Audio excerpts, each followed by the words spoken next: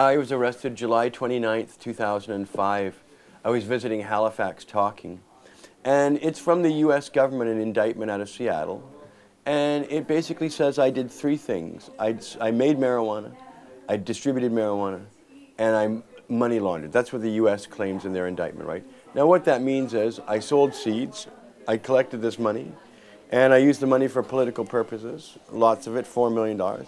And the U.S. are saying I am responsible for whatever anybody did with the seeds. If they grew marijuana, I'm responsible for that, right? So that's why they call it distributing marijuana, because I sent the seeds, that call it, and then manufacturing is helping the other people, right? So they're saying that, you know, I helped a lot of people, and therefore I'm a big producer.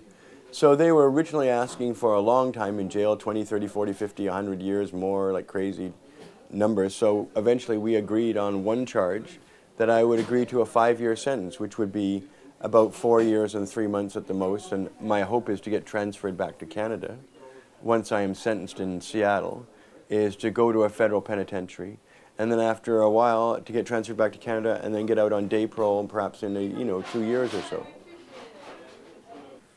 Can you tell us a little bit about your feelings about jail? Because you're obviously not a criminal. Yeah. How do you feel? Well, you feel differently when you're out of jail, and you're talking about being in jail. Because when you're in jail, well, you just need to look around for 1 second, and it's easy to, I was in a 8 by 10 concrete cell for 18 or 20 hours a day, and that's okay in a way.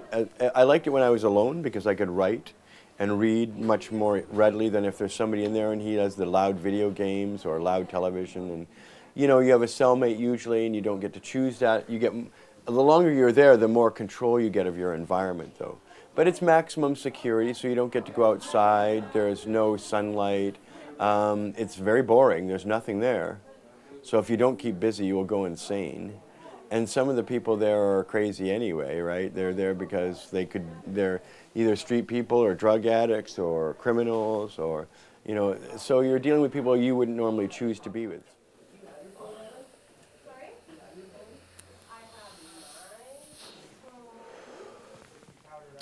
People ask me, did you miss marijuana in jail? I didn't, actually. I miss my wife, not even the sex part, I just miss being beside her. And eventually I thought I missed food, but I adjusted to that too. And I became very good at making my own food and negotiating with other people for their food that was good. Because a lot of inmates don't like the good food, like an apple or an orange or a banana. I could trade them a chocolate bar for that. And then eventually I would make a fruit salad every day. And then I would also buy tuna from the vending machine and mayonnaise from the vending machine. I would save some salad. So I made tuna salad sandwiches every day and gave some out to the other inmates. So the food thing I eventually got, and I got very healthy actually.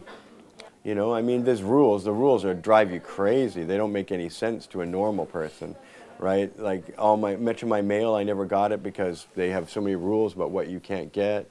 And a lot of books people sent me I couldn't get because they think everybody's smuggling drugs all the time. So, even if you put a piece of tape on a letter, they will send the whole letter back because they say, well, it could be drugs in that little piece of tape. Oh, they'd say it for everything. If someone kissed a letter with their lips, I didn't get that letter. That was rejected because, oh, maybe there's drugs in the lipstick, right? Oh, that's what their answer for everything, right? And so it's very, very restrictive.